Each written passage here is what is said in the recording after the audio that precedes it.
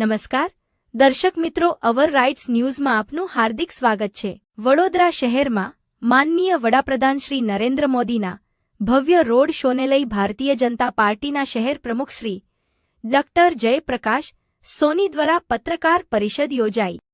આજની આ પત્રકાર વાર્તા ખાસ કરીને આવતીકાલે જે રોડ શો આયોજિત થવાનો છે એ સંદર્ભમાં બોલાવવામાં આવી છે। દેશની આઝાદી પછી 79 વર્ષ સુધી સતત સંઘર્ષમય એ પછી જનસંઘ હોય કે ભારતીય જનતા પાર્ટી હોય, અમારા સ્થાપક અધ્યક્ષ ડૉક્ટર શ્યામા પ્રસાદ મુખર્જીથી લઈને આજ દિન સુધી ભારતીય જનતા પાર્ટીના કાર્યકર્તાઓએ સતત પરિશ્રમ, મહેનત અને કેટલાય કાર્યકર્તાઓના બલિદાન પછી આ વખતની 5 વિધાનસભાની ચૂંટણીઓમાં સૌથી વિશેષ કહેવાય એવી પશ્ચિમ બંગાળની ચૂંટણીમાં અમારા અને સૌના યશસ્વી વડાપ્રધાન માન્ય નરેન્દ્રભાઈ, ત્યારબાદ અમારા શીર્ષસ્થ નેતૃત્વમાં માન્ય અમિતભાઈ અને માન્ય નીતિન નબીનજીના માર્ગદર્શનમાં પશ્ચિમ બંગાળમાં ભવ્ય વિજય ભારતીય જનતા પાર્ટીને મળ્યો છે। ત્યારે વડાપ્રધાન માન્ય નરેન્દ્રભાઈનું આગમન આ જીત બાદ ગુજરાતમાં પ્રથમ વખત થઈ રહ્યું છે। સૌ પ્રથમ તેઓ સોમનાથ મંદિર ખાતે જે કાર્યક્રમ આયોજિત થયો છે, સોમનાથ મંદિરના પુનર્નિર્માણ બાદ 75 વર્ષ પૂરા થયા છે એ અમૃત મહોત્સવના કાર્યક્રમમાં ભાગ લેવા તેઓ આવી રહ્યા છે।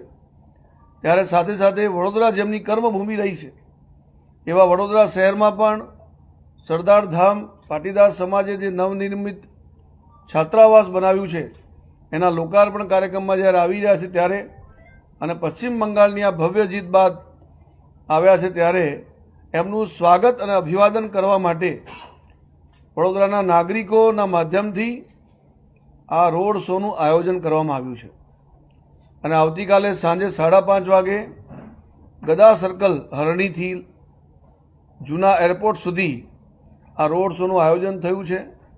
ટોટલ 1.5 કિલોમીટરનો આ રોડ શો થવાનો છે। મૂળ ભાવ છે કે પશ્ચિમ બંગાળની આવી ભવ્ય જીત બાદ ભારતીય જનતા પાર્ટીએ જે પ્રકારે વિજય મેળવ્યો છે, માત્ર ભારતીય જનતા પાર્ટીના કાર્યકર્તાઓ ખુશ નથી થયા, પરંતુ દેશના નાગરિકોમાં પણ એક અપાર ખુશી પ્રસરી ગઈ છે અને ખુશી એવી છે કે જાણે એક રાજ્ય આપણા હાથમાંથી જતું રહેતું હોય અને આપણને પરત મળ્યું હોય એવી ખુશી નાગરિકોમાં છે। એટલે સ્વાભાવિક છે કે જ્યારે આવી ખુશી હોય અને જેના નેતૃત્વમાં ચૂંટણી લડાઈ હોય, જે નેતૃત્વ ખુદ જ્યારે વડોદરામાં આવતું હોય અને જેમની કર્મભૂમિ રહી છે એવા માન્ય નરેન્દ્રભાઈ, જેમના વડોદરા એમના દિલમાં છે અને વડોદરા નાગરિકોના દિલમાં મોદી સાહેબ છે, ત્યારે એમનું ભવ્ય સ્વાગત થવું સ્વાભાવિક છે। એટલે આ કાર્યક્રમનું આયોજન થયું છે। આ કાર્યક્રમની અંદર લગભગ 25 થી 30 હજાર નાગરિકો રોડ શોમાં ઉપસ્થિત રહેવાના છે અને મોદી સાહેબનું ભવ્યાથી ભવ્ય સ્વાગત આ રોડ શોના દરમિયાન થવા જઈ રહ્યું છે। આ રોડ શોની બીજી વિશેષતામાં કુલ મળીને 15 સ્ટેજ બનાવવામાં આવ્યા છે અને 16 બ્લોક બનાવવામાં આવ્યા છે। આ 15 સ્ટેજ ઉપર અલગ અલગ સાંસ્કૃતિક કાર્યક્રમોનું આયોજન થયું છે। ખાસ કરીને પશ્ચિમ બંગાળની ભવ્ય વિજય બાદ જ્યારે આવી રહ્યા છે ત્યારે પશ્ચિમ બંગાળના સાંસ્કૃતિક થીમ પર પણ 2 સ્લોટ રાખવામાં આવ્યા છે, જેમાં કેટલાક મહાપુરુષો એમની વેશભૂષા સાથે પણ કેટલાક લોકો તૈયાર થયા હશે, જેમાં રવિન્દ્રનાથ ટાગોરજી હોય, સુભાષચંદ્ર બોઝ હોય, સ્વામી વિવેકાનંદ હોય કે શ્યામા પ્રસાદ મુખર્જી હોય। એ જ પ્રમાણે ત્યાંની જે સંસ્કૃતિ છે, દુર્ગા પૂજા, કાલી માતાનું પૂજન, એ સંસ્કૃતિના આધારની થીમ પર પણ આ સ્ટેજ રાખવામાં આવ્યું છે। એ જ પ્રકારે પશ્ચિમ બંગાળના નાગરિકો જે વડોદરા શહેરમાં વસે છે એમને પણ આહ્વાન કરવામાં આવ્યું છે અને અમારી અત્યાર સુધીની જાણકારી મુજબ 1000થી વધુ પશ્ચિમ બંગાળના નાગરિકો આ કાર્યક્રમમાં ઉપસ્થિત રહેવાના છે અને પોતાના પરિધાનમાં એટલે કે બંગાળી વેશમાં ઉપસ્થિત રહીને મોદી સાહેબનું સ્વાગત અભિવાદન કરવાના છે। સાથે સાથે જ્યાં ભાજપાની સરકારો છે અને બીજા રાજ્યો પણ જેની સંસ્કૃતિ આપણા માટે બહુ જાણીતી છે, એવા દરેક રાજ્યોની ઝલક સંસ્કૃતિની થાય એ પ્રકારના આયોજનો થયા છે. એ ઓડિશાનું કુચીપુડી નૃત્ય હોય કે આસામનું બિહુ નૃત્ય હોય કે પંજાબનું ભાંગડા નૃત્ય હોય કે ગુજરાતનું ગરબા નૃત્ય હોય, એવા તમિલનાડુ હોય, તમિલનાડુનું ભરતનાટ્યમ હોય, કેરલા હોય, એવા અનેક રાજ્યોની સાંસ્કૃતિક ઝાંખીઓ આ ભવ્ય રોડ શોની અંદર આયોજન કરવામાં આવ્યું છે. એ જ પ્રકારે આ વખતે આપણને સૌને જાણકારી છે કે ગયા વર્ષે 7 મે ઓપરેશન સિંદૂર થયું હતું, એનું પણ 1 વર્ષ પૂર્ણ થયું છે. તો ઓપરેશન સિંદૂરની થીમ પર પણ એક સ્ટેજનું આયોજન થયું છે.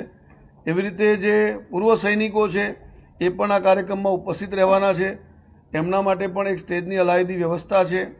અનેક જ્ઞાતિ સમૂહો અત્યારે ભારતીય જનતા પાર્ટીના કાર્યકર્તાઓ દ્વારા લગભગ 600થી વધુ અમે ગ્રુપ મિટિંગ ગઈકાલ સાંજ સુધી લઈ ચૂક્યા છે. અમારો લક્ષ્યાંક દરેક બૂથની અંદર ગ્રુપ મિટિંગ થાય, એટલે કે 1131 બૂથ મહાનગરમાં આવ્યા છે, તો 1131થી વધુ ગ્રુપ મિટિંગ થાય એનું આયોજન કર્યું છે.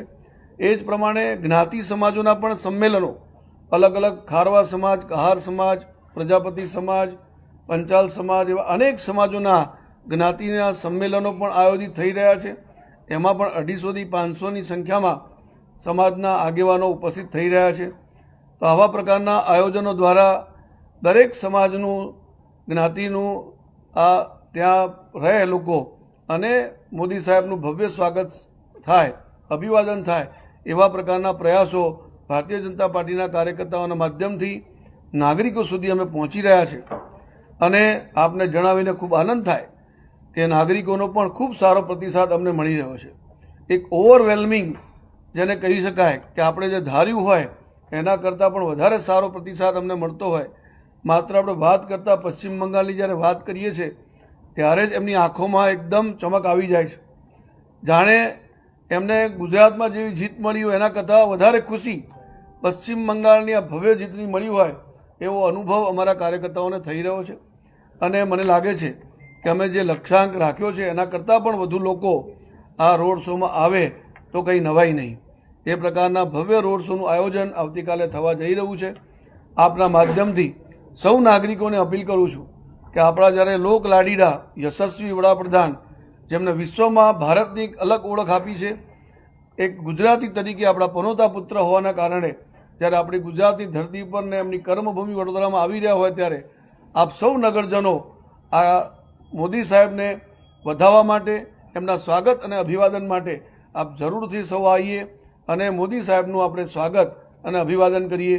એ જ સૌને મારી નમ્ર અપીલ છે. ભારત માતા કી જય, વંદે માતરમ, જય જય ગરવી ગુજરાત.